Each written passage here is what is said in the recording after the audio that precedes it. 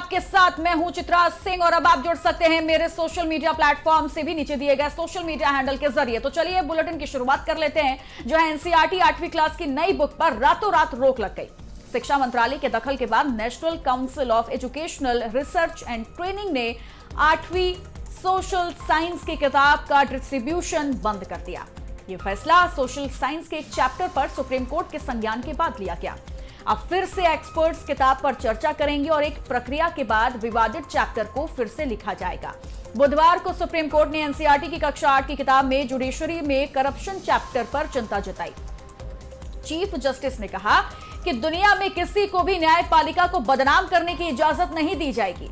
ये एक सोची समझी और गहरी साजिश लगती है। मुझे पता है कि इससे कैसे निपटना है। मैं ये केस खुद हैंडल करूंगा। तो बड़ी जानकारी आपको बता रहे हैं, जहां पर बिक्री पर यानी 8वीं क्लास की सोशल साइंस की बुक पर बिक्री पर अब रोक लगाई गई और ये सुप्रीम कोर्ट ने टिप्पणी की है कि मुझे पता है कि ये एक सोची समझी साजिश है, इसके पीछे एक गहरी साजिश है। मुझे पता है कि इससे कैसे निपटना है और मैं ये केस अब खुद हैंडल करूंगा। तो निश्चित तौर पर इस वक्त ये पूरा मामला सुर्खियों में बना हुआ है। सोशल मीडिया से लेकर हर जगह ये मुद्दा छाया हुआ है, जहां पर 8वीं क्लास की नई बुक पर रातों रात रोक लगा दी गई है, क्योंकि शिक्षा मंत्रालय के दखल के बाद एनसीईआरटी ने 8वीं सोशल साइंस की किताब का डिस्ट्रीब्यूशन बंद कर दिया है और यह फैसला सोशल साइंस के एक चैप्टर पर सुप्रीम कोर्ट के संज्ञान के बाद लिया गया। और अब देखिए इसकी जो प्रक्रिया है, यानी एक्सपर्ट्स अब एक बार फिर से इस किताब पर चर्चा करेंगे और एक प्रक्रिया के बाद विवादित यानी एक जो चैप्टर जो इस वक्त विवादित में है उसे दोबारा से लिखा जाएगा। और बुधवार को सुप्रीम कोर्ट ने एनसीईआरटी की कक्षा 8 की किताब में जुडिशरी में करप्शन चैप्टर पर चिंता जताते हुए यह कहा है कि दुनिया में किसी को भी अधिकार नहीं दिया गया कि वो न्यायपालिका को बदनाम करें। इसकी इजाजत किसी के भी पास नहीं है। हालांकि ये एक सोची समझी साजिश है, इसके पीछे एक गहरी साजिश छिपी हुई है और अब ये केस मैं खुद हैंडल करूंगा। मुझे पता है कि इससे कैसे निपटना है। तो 8वीं क्लास के सोशल साइंस के एक चैप्टर में न्यायपालिका को लेकर जो करप्शन का एक चैप्टर लिखा गया है, इस वक्त वो सुर्खियों में है। और हमारे साथ नेशनल एडिटर प्रदीप विश्वकर्मा जी हमारे साथ जुड़ गए हैं। प्रदीप जी, ये पूरा मुद्दा इस वक्त सोशल मीडिया से लेकर हर जगह सुर्खियों में बना हुआ है, लेकिन सुप्रीम कोर्ट की ये टिप्पणी बहुत ज्यादा खास हो जाती है कि न्यायपालिका को बदनाम करने की इजाजत किसी के भी पास नहीं है। लेकिन अब आगे क्या कुछ होने वाला है? चित्रा, देखो ये बहुत ही गंभीर मसला है, क्योंकि सुप्रीम कोर्ट एक सुप्रीम अथॉरिटी होती है जो कि संविधान तक की जब उसमें कुछ किया जाता है तो उसको अंतिम निर्णय उस पर देती है। तो ये अपने आप में बड़ा मामला है। और सबसे बड़ी बात ये है कि इसमें जो दूसरे जज थे उनको हटा करके CGI chief justice of India Suryakant ने कहा कि हम खुद इस मामले को देखेंगे और हम खुद इस पर सुनवाई करेंगे। तो आज इसको लेकर के कड़ी फटकार लगाई है। लेकिन इससे पहले हम इसका थोड़ा बैकग्राउंड आपको बता दें कि ये एनसीईआरटी है जो कि पूरे देश में चलती है किताब, और उसमें एक 8वीं क्लास की 8वीं कक्षा की एक किताब में एक चैप्टर लिखा गया था जुडिशरी के ऊपर, जिसमें तमाम आरोप लगाए गए थे और उसमें भ्रष्टाचार के आरोप लगाए गए थे। इसको लेकर के सुप्रीम कोर्ट खासा नजर आया और उसने सो मोटो लिया है। इसमें किसी ने कंप्लेंट नहीं की थी, बल्कि सुप्रीम कोर्ट ने स्वयं सो मोटो लिया था और केस दर्ज किया था, उस पर सुनवाई की।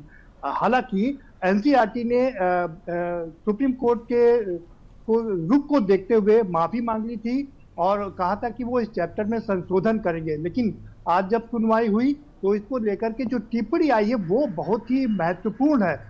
सुप्रीम कोर्ट ने कहा कि ये सुप्रीम कोर्ट पर गोली चलाने जैसा है और आजकल सोशल मीडिया पर जो जस्टिस है वो रक्त रंजित हो गए हैं, यानी कि जो न्यायपालिका है वो रक्त रंजित नजर आ रही है, चाहे वो सोशल मीडिया हो या मीडिया हो, उस पर ट्रायल चल रहा है। इसको लेकर के जब कड़ी फटकार लगाई तो एनसीईआरटी ने दोबारा माफी मांगी और उन्होंने कहा कि वो इस चैप्टर को अभी आगे नहीं बढ़ाएंगे, उस किताब को ही आगे नहीं बढ़ाएंगे जब तक कोई दूसरा चैप्टर नहीं लिख लिया जाता है। दूसरा चैप्टर लिखा जाएगा और उसके बाद ही इस किताब को आगे विस्तृत किया जाएगा।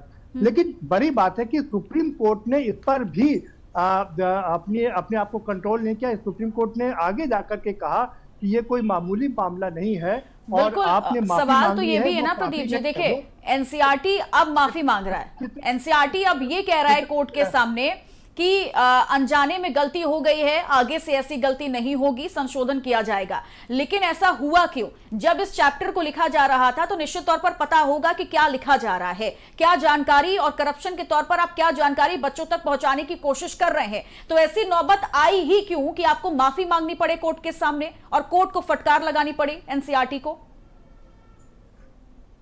चित्रा, हम आगे की आपको बात बता दें। आज जो सुप्रीम कोर्ट ने कहा, उसने कहा कि एक तो गोली वाली बात कही, दूसरा कहा कि रक्त रंजित है पूरी न्यायपालिका। तीसरी सबसे जो बड़ी बात और अहम बात उसमें यह है कि इतनी फटकार लगाने के बाद उस केस को रोका नहीं गया है।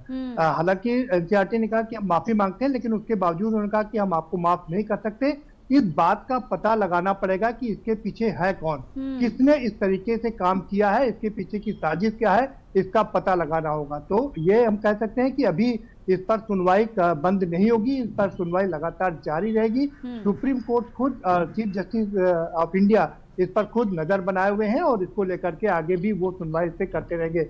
ये अपने आप में बहुत बड़ी बात है। लेकिन ये इतना कहने के बाद चित्रा, हम लोग को ये भी देखना पड़ेगा, क्योंकि इसके पहले भी लगातार आरोप लगते रहे हैं। कुछ ऐसे जजेस हैं जिनके जो उन्होंने जजमेंट दिए हैं, उनके जजमेंट पर आरोप लगते रहे हैं, और यही कारण है कि अब रिव्यू की बात की जा रही है। देखिए, सोशल मीडिया की बात करें या सरकार की तरफ से भी बात करें तो ये कहा जा रहा है कि जो कंटेम्प्ट ऑफ कोर्ट है वो एक ऐसा कवच बन गया है जिसको भेदा नहीं जा सकता। यानी कि अगर आप कुछ भी कहें और अगर सुप्रीम कोर्ट ने या किसी भी कोर्ट ने कह दिया कि ये कंटेम्प्ट ऑफ कोर्ट है, कोर्ट के खिलाफ है, तो वो पनिशमेंट उसको दिया जा सकता है। तो ये कवच बन गया है। क्या इसको रिव्यू करने की जरूरत है? इस पर भी मंथन चल रहा है।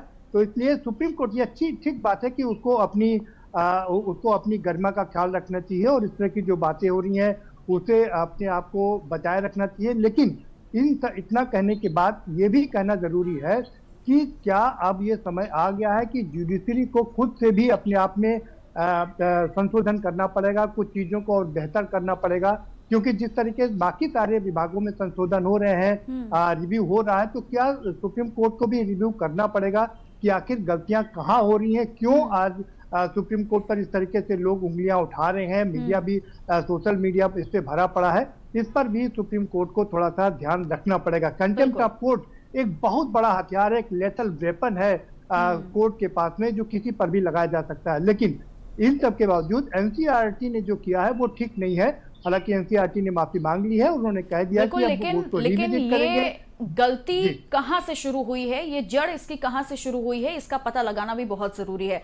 बहुत बहुत शुक्रिया प्रदीप जी आपका हमारे साथ जुड़ने के लिए।